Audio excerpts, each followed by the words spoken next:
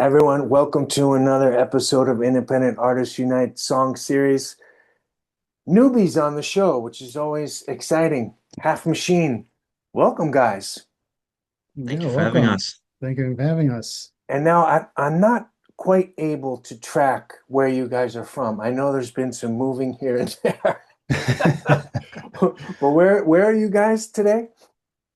Well, we're originally from. I'm originally from Rotterdam, born and raised. That's where Okay. yours and I met, and I recently moved to Tokyo.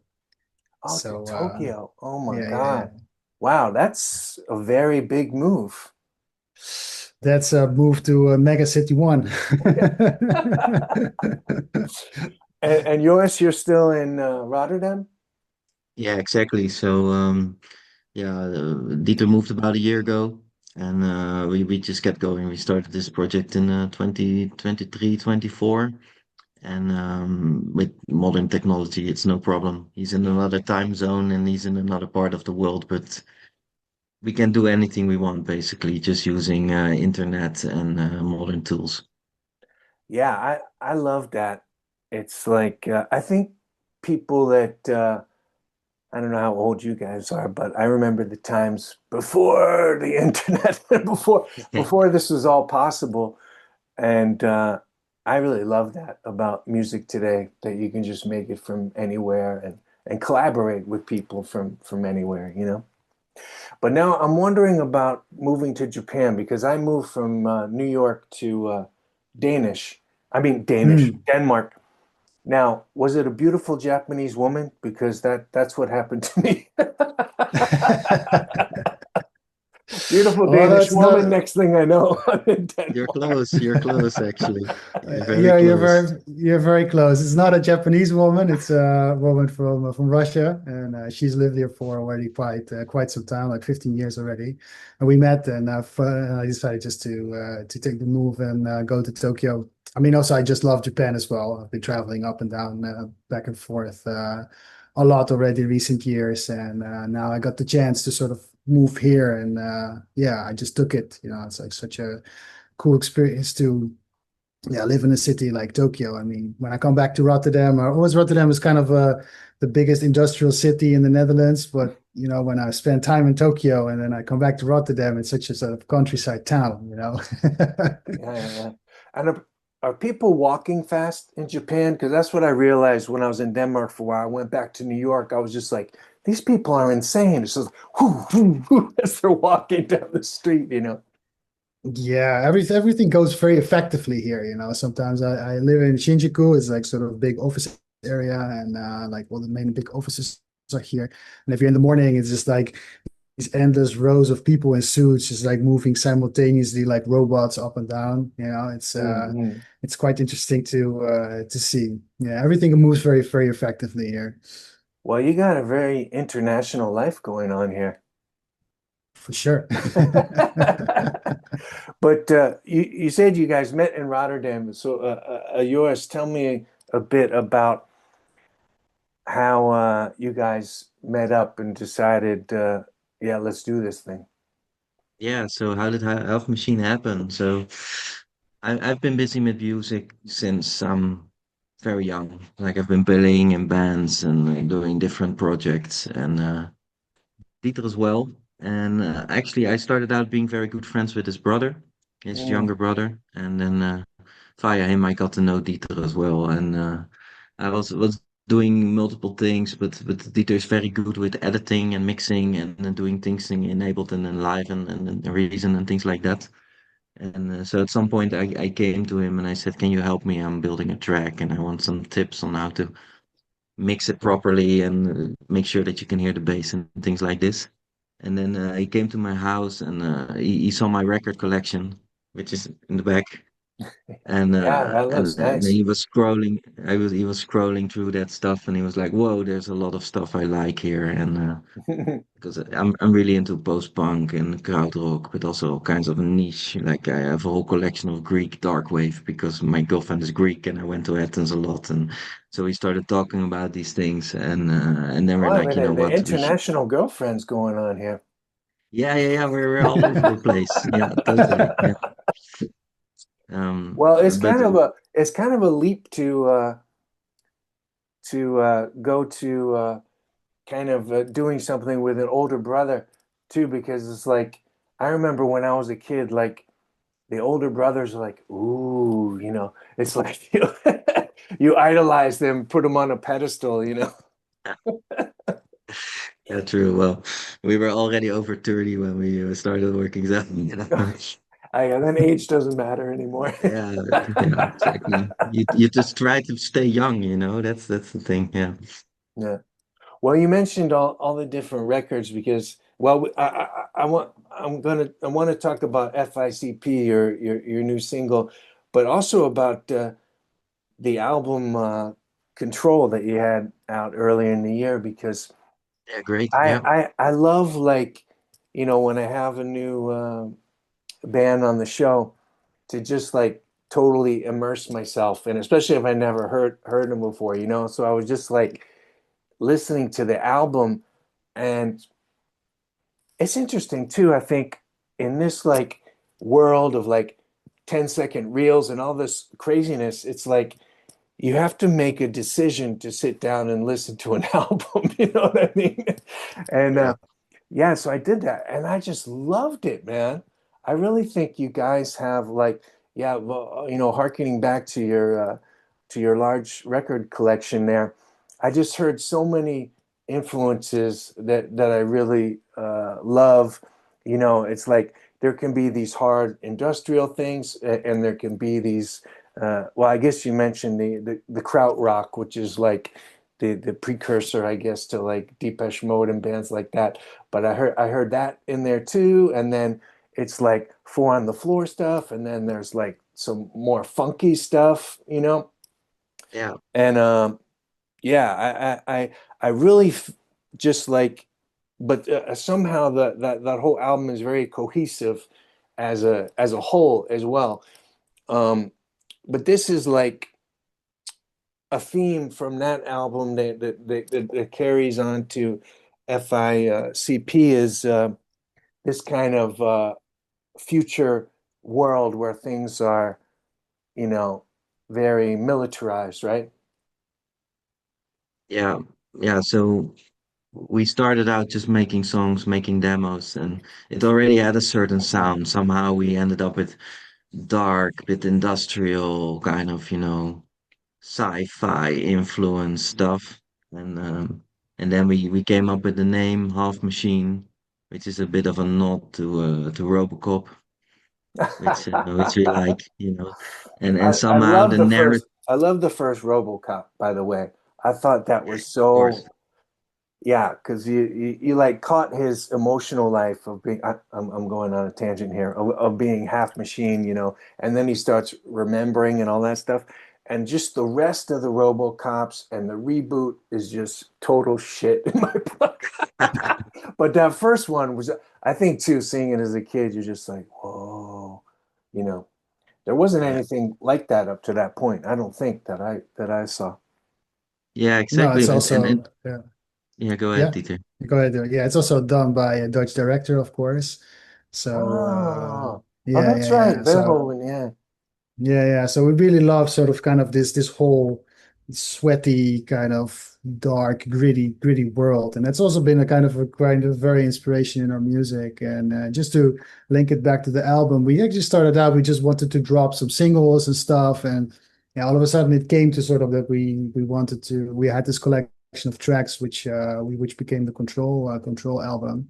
And we also like specific, like you mentioned, is that we really wanted to take the listener more like on a journey because we deliberately start with some more recognizable songs and then just go like much more deeper into some atmospheric worlds where you can sort of kind of really kind of visualize your own movie as it is, with the Yeah, different yeah. It influences is like it and is very themes. cinematic, yeah. And it's I just it caught me right away with yeah, that first song Boot Sector, which doesn't it doesn't the song doesn't like it feel like with Boot Sector you're gonna go into a certain direction and then it's just like this beautiful, soundscape is very yeah, film score ready. Yeah. Yeah, we appreciate that. Nice that you picked that up. Yeah, so Dieter has also been involved in a lot of soundtrack stuff. So that's really his influence on the whole thing. I'm more coming from the rock band kind of song structure things, and Dieter is more from the soundscapes, ambient things, and a whole lot of electronic stuff. And then somehow we're bringing that together. And so nowadays it's really the thing to drop like compact singles and do those things. But I think for us working on an album and really taking it from the beginning to the end and making that whole narrative run in a certain way, that it was such a satisfying process. And I can only say we're ourselves also really happy with that Control record, the way it ended up. Yeah, it's really it's interesting because there's all these different influences in there, but it's also like a very like cohesive concept album, you know? And I love that kind of stuff. I'm always like up for a concept album, you know? Great. But Yeah. I was thinking you know, this kind of military occupied future is like in the US, that's not so much fiction anymore, you know. It's always a little disturbing when these things start happening in real life, you know.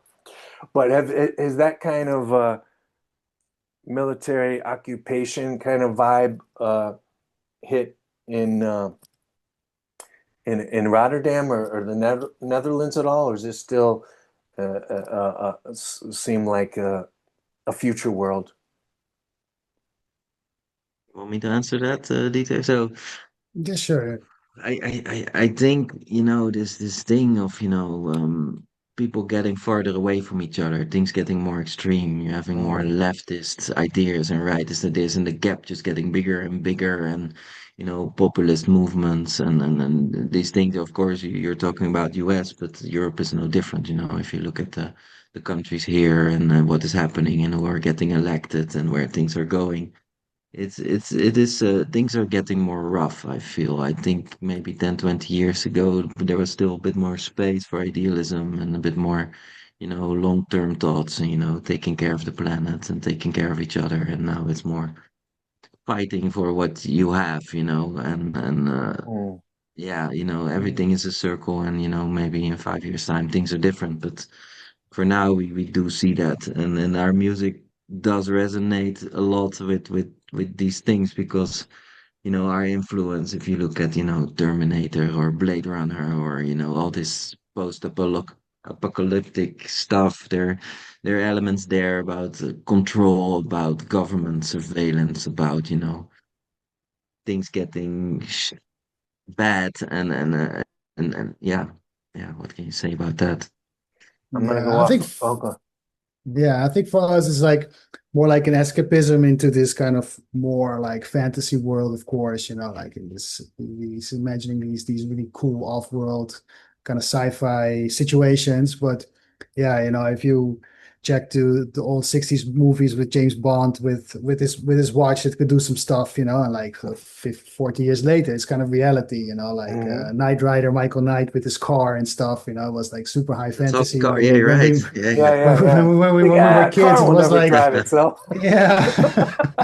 And now sort of this stuff is like kind of our sort of normality, and also like sort of all the themes that are discussed in RoboCop, for example, and Terminator. All these themes actually were kind of futuristic movies, but sort of some of these things are actually becoming kind of a reality now as well, Mm. and so, but yeah, to say our music is very politically engaged, I wouldn't say that, but it's yeah, it's getting sort of, if you think about it, it's getting sort of kind of close to reality, all these themes. And is it similar in Japan too, or is it a different cultural vibe there in terms of? It's different, you see also here in Japan, of course, there's this, I don't follow the news so much, but of course there's the threat and the tensions with the Chinese, and also of course the US has a lot of military bases here in Japan, but in daily life you don't really notice those kind of things. I think Japanese society is very nice, very controlled. It's very, very decent. They all, is one of the things I appreciate as well from Japan, is that the social rules are very strong here. Like Mm. social cohesion. The social cohesion is here much better, as I experienced, for example, in Europe. People are very polite on the first meetings, and everything. The cities are very clean. Everybody, like, there's no uh, like no damage of public property. There's like Mm. public toilets here. Are super clean in the Netherlands. If you open a public toilet, like the next day it would already be set on fire or or damaged or dirty. So it's that's very, very, very, very different here. So it's a kind of very nice, controlled, decent society. Yeah. You know what? In Denmark, in the main train station, you can use the bathroom, but you have to swipe your credit card. It actually, I can't remember how much it costs to go to the bathroom, but I always felt like that was a slap in the face. Um, But then again, there's all these high rises here, and you have these sort of top floors with the viewpoints. And sometimes you just get up, and you're standing on the top of the city, and you see just this endless motherboard of grids and structures. It's like crazy what people just that I live here. Just really live in this sort of futuristic mega city. Actually, it's this kind of Yeah. reality. It's You need these sometimes rules really, not to go crazy, right? You need these yeah, people to yeah. be You need polite to need each this. other because there's like 10 million of them. yeah, in a small Yeah. space. Yeah. Yeah, there's so sort of more people in Tokyo than actually that are living in the whole country of the Netherlands. So it's Wow. Yeah. Yeah, I suppose that can't help but influence you too when you're in a city like that. for sure, for sure. We got great footage from Tokyo that we're already incorporating in our artwork. If Oh, you look at nice. our Instagram, it's full of reels and pictures and things, and a lot of that is also Tokyo. Yeah, and Oh, also our inspiration is also in architecture and art, of course, and that's what we yours and I also share. And like Rotterdam also has kind of a lot of brutalistic buildings as well, And if you see also the harbor, it's also just crazy. I think Rotterdam is the still the second or third biggest port in the world, And if you just drive through this port area, it's crazy. All these lights and yeah, it's just like you're driving in some kind of futuristic movie, actually, Blade Runner, or with all these pipes and all these exhaust things, and I just had to yeah, say, because that's the second reference to Blade Runner. That's my favorite movie of all time. I think I've seen that like 20, 25 times. It's the most viewed movie. And I don't know why I'm just like always ready to see it again. It's just like a feast for the eyes and soul, the whole concept and everything. And the performance of Rutger Hauer has always been like one of my favorite in film. I just think he just does Yeah. such a great idea. But Yeah, the Dutch guy. oh wow, damn, you guys are locking it down. That's right. I don't know why I never think about these people as Dutch. I guess I'm really Americanized. Um, but two, I always thought that we would become half machine, maybe even in my lifetime.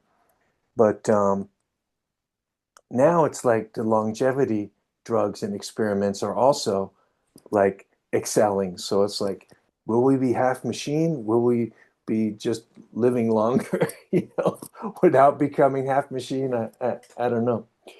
But Yeah, I always felt like it was like an interesting idea that I think the future is coming where you have to decide to die, right? If it's like if living forever is possible, then it's going to be this thing of like, maybe I'm ready to die, which it is may really, happen. If yeah, if you look at the Dune franchise from Frank Herbert, there it is two bit like super cult like societies. One is X and one is Bene Telex. And one is totally on the technology side and AI and robots, and then the other one is totally on the bioengineering and cloning people and transferring their brains into a new body and stuff. And yeah, the crazy thing is that in current society, if you start Googling online and you start looking for these things, all these scientific yeah, things are happening, they are transplanting brains and shit and looking at ways that to regenerate your cells in a way that you don't age anymore. And they're very feasible theories on those things actually working out at some point, that it may actually happen. And you're right. Maybe we will still see it in our lifetimes. We still have, 30, 40 years to go. Who knows? Yeah. Um, so I wanted to get to, I keep having to check FICP. Now, tell us what FICP means because I can't quite figure it out for the lyrics. So, Yeah. Dieter, you wanna? Yeah, it's the lyrics follow instinct capture process. That's the lyrics of the capture song. process. Okay. Yeah. Capture process. Yeah, yeah, yeah. And actually, we after we had the lyrics done and the song came together, we always think about like what is this, where does it go to, where does it fit in our sort of ever evolving world actually. And Mm. yeah, the title was actually a little bit too long. We did it too long, so we did it short. And actually it sounded like a really cool sort of futuristic police force name, the Yeah. Yeah. FICP. Yeah. So that's actually what it resulted in our world. It got this place as our militarized police force. Yeah. Yeah. And Yeah, the, oh, we're always doing some bit of a narrative around it. So when we're working on a track, at some point we were going towards a title and towards lyrics, and then we want to make a little story to make it, for ourselves to get our inspiration going. And this FICP track is really about, we have this post-apocalyptic world. There are remnants of human society still in little packs everywhere, and there's like this automated systems that are running. And one of those systems is just the police force, which is, no longer being controlled, and they don't really have a purpose anymore, but they're still following their rules, and they're still doing, these surveillance activities and stuff. And it's really creepy, and you have to watch out for them.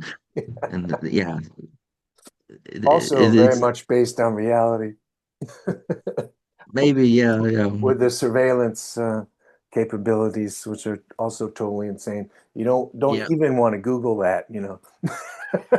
better not, better It's not. too disturbing.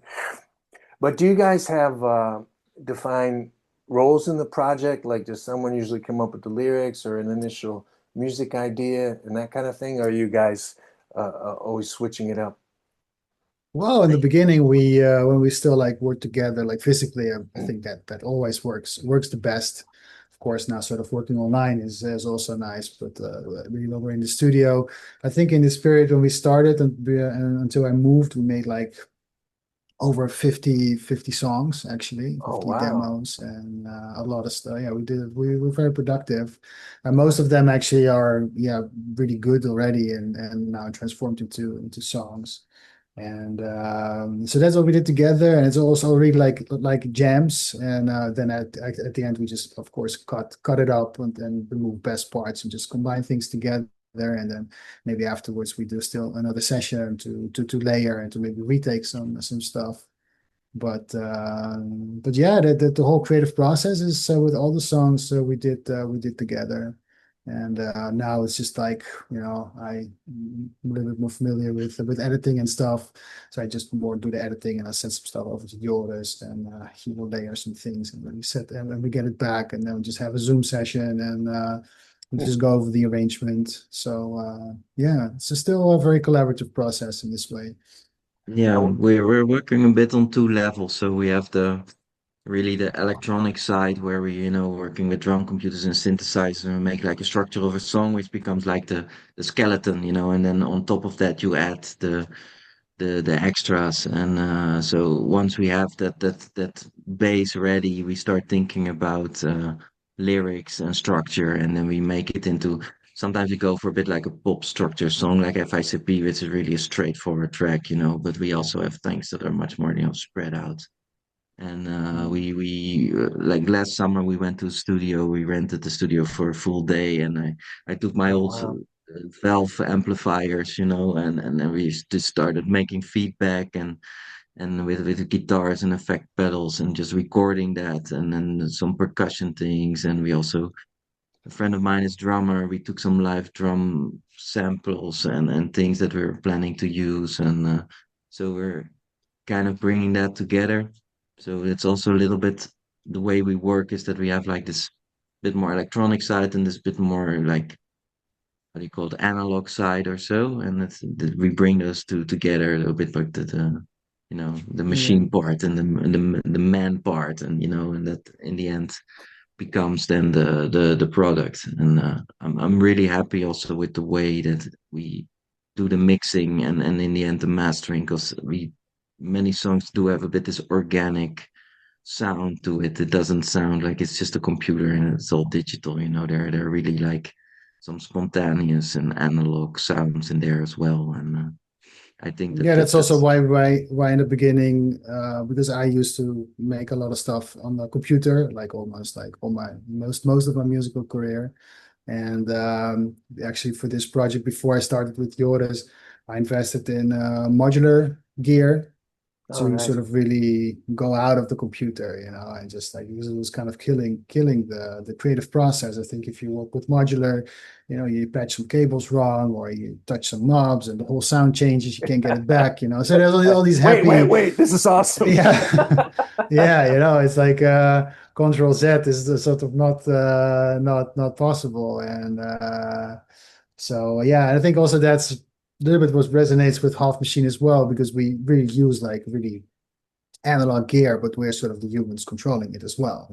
So that's and that brings sort of also kind of a humanity in the music because like all the tracks we record, for example, if we record some hi-hats, like I'm constantly sort of changing a little bit like the attack decay of the hi-hats well while we're recording just to get this sort of human feel in Mm. this analog equipment and yeah, and that's also of course what Joris does with his guitar parts.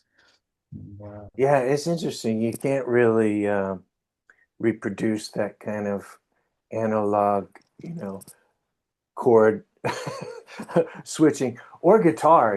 It's like it's like a MIDI guitar, just like it doesn't quite cut it. we've It's like tried, but as it's soon as you really hear the hard. real guitar, you're like, ah, yeah. Yeah, You still need rock guitar.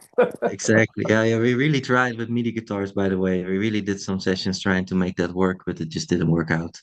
And then we said, you know what, we're gonna do the other way around. We're just gonna go to the studio, put the amplifiers on 10, and let it sing around and see what happens. And Yeah, nothing yeah, that's beats that's that's nothing kind of beats an magic. amplifier on 10. Yeah, yeah. It was like they're so loud. You have to go in the other. We were in the other room, putting the cables, closing the doors, doing like this, and then still you were almost going crazy. But the results are really good. Yeah, but also this way of working is also nice because once you've recorded the take, it's just that you just have to live with that what it is. So if Yeah, yeah, you're doing things in the computer, it's always you have this tendency to have at least I have a tendency to have a feeling like it's still not finished or something, because yeah, I yeah, know I can twist a knob and the sound will change still, and but you record this and that's it, it's finished and it just sounds like that and you work from that. I think it's yeah, nice. We Yeah, have this confidence also working in this process. yeah. Is it Brian Eno who said it? Like the happy little accidents or so. I yeah, think yeah, that's what the magic in music is. Those happy yeah. little I always think accidents. about that too. Yeah, yeah, Yeah, yeah. and that really we found a lot of happy little incidents doing the half machine stuff. So that's really for me one of the great things about it. And I was going to ask when you mentioned you got 50 songs in the Half Machine vault there. Do those all have vocal ideas on them, or are they like musical ideas ready to take the leap to vocal ideas when you guys decide? So I think so we've released bunch of singles. We have an EP, we have an album. We have one album which is similar in concept as Control that we're working on that we plan to finish this year. And some singles coming. And besides that, we still have 20 or 30 unfinished tracks. And most of them are instrumental because that's the way we started out. It's only in the recent in the recent period we really started seeing that adding some vocals, even if it's just a little bit here and there, it Mm. just makes the song so much more relatable as a listener. And we're we kind of had this thought, maybe we can collaborate with a cool singer or some vocalist or so, but it hasn't happened until now. If you are that person, let us know. Um, Well, I do a lot of and collaborations. I just love it. It's well, yeah, yeah. I don't think I've ever said no to a collab. Oh, yeah, I have when I was just like feeling overwhelmed by like Mm. busyness. Yeah, yeah. But it's very rare I say no to collaboration because there's always something about it. yeah, we That you learn. true. Yeah, we really like the process of collaborating. We have done some tracks also with other people, and we also worked with a photographer, made the album, the cover of the Control album, for example, which is also a way that you inspire An each other. an And actual yeah, photograph. What a concept. it is, and actually, yeah, it is. It's actually a real object. I'm not gonna say it, but yeah, Was it actually shot with a camera? yes, yeah. Yes, it's with a Wow. camera. Yes, with an That analog that is camera. old school. So yes, yes, yes, yes.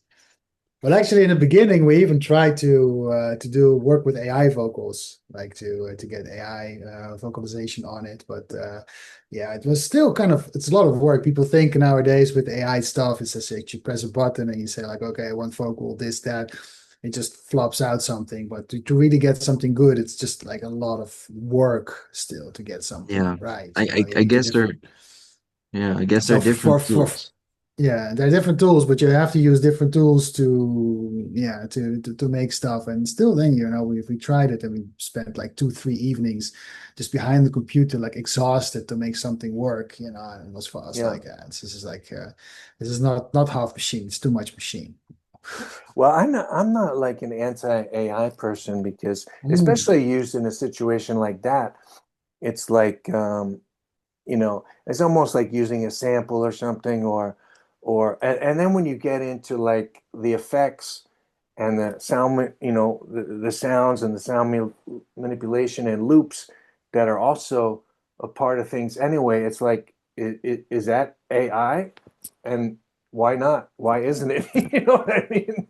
It's like it's all these things, and even with the images, I have to say, because yeah, there's a lot of horrible shit, but some people do like really artistic things with it that I think are really cool. I guess it's because the initial ideas of what you're going for is also part of the creative process. For sure, I'm also following some AI artists that make a lot of video, and the actually the guys who are like a little bit now on the forefront of this.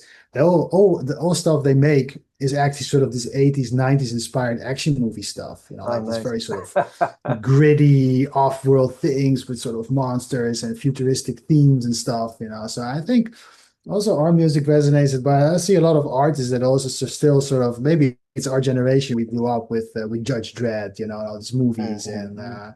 and I think still a lot of people it resonates. And I think it's also kind of cool that people with new modern AI tools are sort of trying to make like old school stuff. It's also kind of really interesting field if you think about it. Yeah, Yeah, I think, go on. sorry.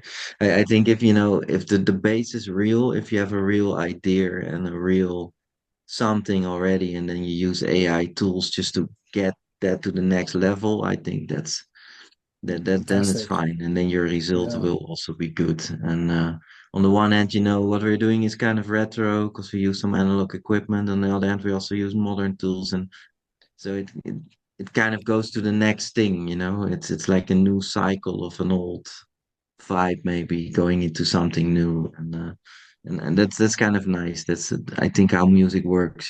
First you had rock and roll, and then it became garage, and then it became punk, but it's all on the same idea of just banging your guitar really loud, and that's fine. Yeah. Yeah, and then we may turn out to be AI too, and then it's going to be hard for people to point the finger. But tell me, we just have a few minutes left actually, Cool. because I just have the 30-minute Zoom. But uh, tell us a bit more about the future of Half Machine. Um, I suppose you're not gonna get together and gig with the distance, but are you like, are you gonna keep releasing singles and then another album? Is that the pattern, or what do you foresee? Yeah, I think for now, for sure, we have still a lot of material that just needs to be, you know, needs to be finished and needs to be put out there. And I think one thing we decided to do once Dieter is in the Netherlands once in a while.